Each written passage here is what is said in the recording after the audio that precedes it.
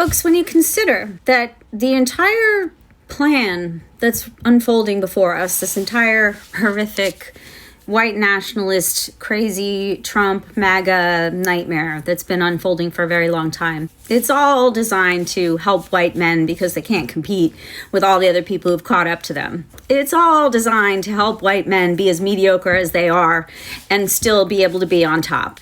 Well, I think there are a lot of us who can challenge that notion because there are a lot of others of us who are not white men who know very clearly by now that we are very, very competitive against the white men. And I think obviously the system is built to benefit them and everything is, weighted in their favor, blah, blah, blah. But I don't know. They don't like to be embarrassed. They don't like to be shown to be incompetent. They don't like to be shown to be, less than what they think they are.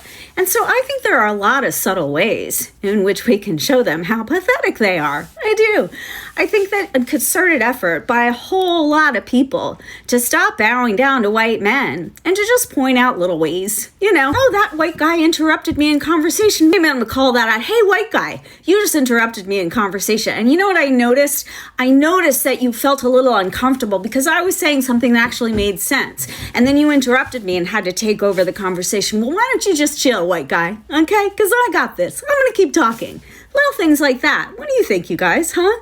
White guy comes into the room and makes a big decision. You know what, white guy? We were good. We were making that decision. We don't really need your help. I think what's better for the group is my decision. Yeah, I'm a woman. I know what's better for the group because I take care of people. You, not so much. You sort of look out for yourself. So I think, group consensus, yeah, we're going to go with me. Because Lord knows there's not a lot that we have to do to take them down. They're not special. They're not bringing some kind of je ne sais quoi, right? I mean, they've just ridden on their asses all this time. They haven't really built their character. They haven't had to. Everybody else has had to. I suggest that you just start paying attention to all the little ways that you make concessions to white men, to all the little ways that concessions to white men are built into the system. And then I suggest you start challenging those. Let's all get comfortable with calling out patriarchy. It's going to get really thick. It's going to get really thick really fast. It's going to come down like a big hammer on all of us.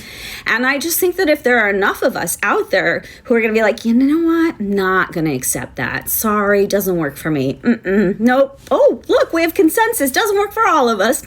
Sorry, keep it. I think we just need to make sure that we're all going to be ready to behave in ways that maybe we haven't before. And that means that you're going to have to get over your conflict avoidance. I'm sorry. There's a lot of people who have lived their lives, their entire lives, fighting to be who they are, just to be who they are. Not to be anybody special, not to be anybody who gets more than anybody else, just to be who they are. They've been fighting their whole lives. They don't get to be conflict avoidant. For those of you who have not had to fight to be who you are in your lives, I think it is time that you step up. Because if you don't, pretty soon you are going to have to fight to be who you are. Stuff like this seeps out to the edges. Eventually, it hits us all. So I suggest you step up now. I suggest you do. And I think you'll find when we come together that we are frickin' powerful. Way, way more powerful than white men. Yeah.